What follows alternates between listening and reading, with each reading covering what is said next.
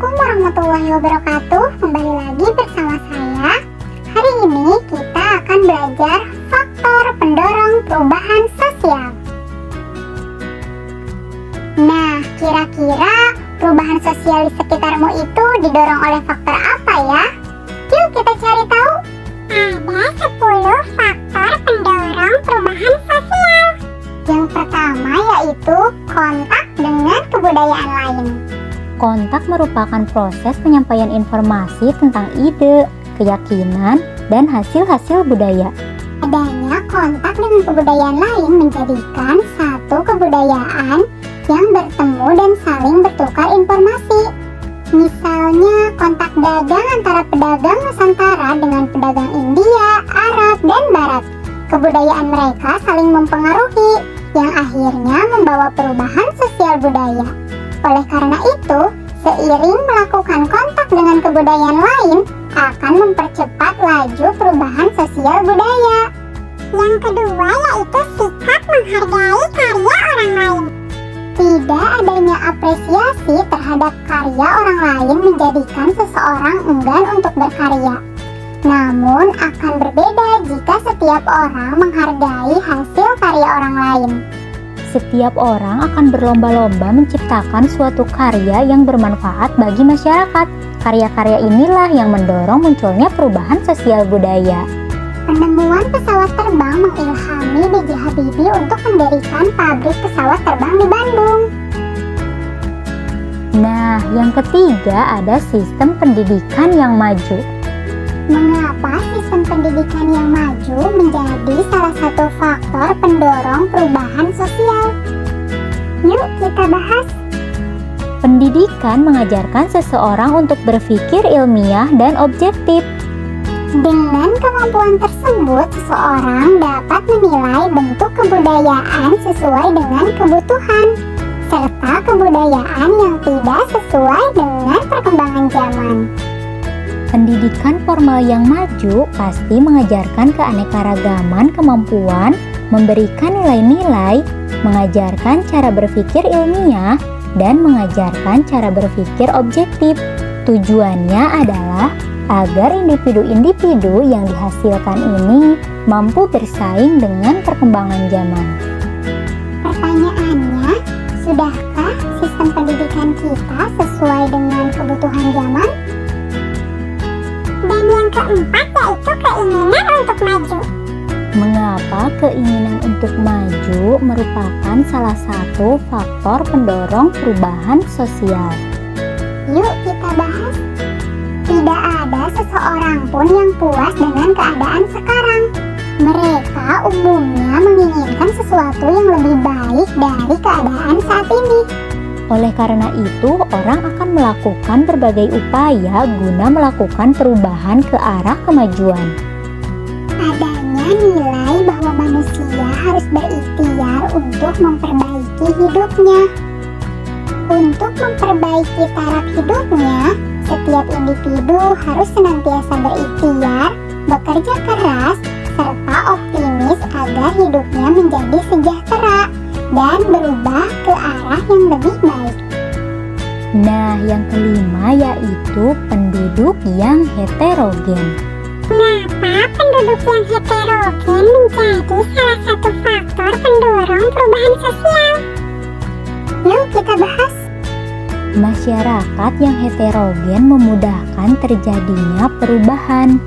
Hal ini dapat dilihat pada masyarakat Indonesia. Penduduk Indonesia terdiri atas bermacam-macam ras, suku, dan ideologi.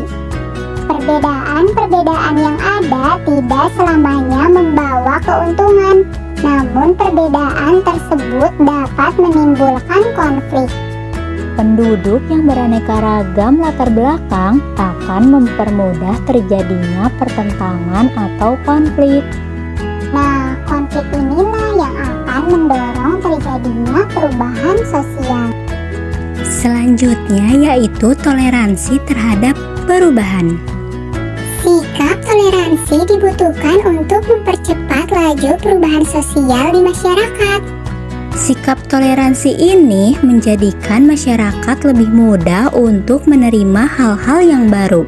Masyarakat akan menerima hal-hal yang baru yang dirasakan membawa perubahan. Selanjutnya yaitu orientasi ke masa depan atau visioner. Mengapa orientasi ke masa depan atau visioner menjadikan salah satu faktor pendorong perubahan? Yuk kita bahas.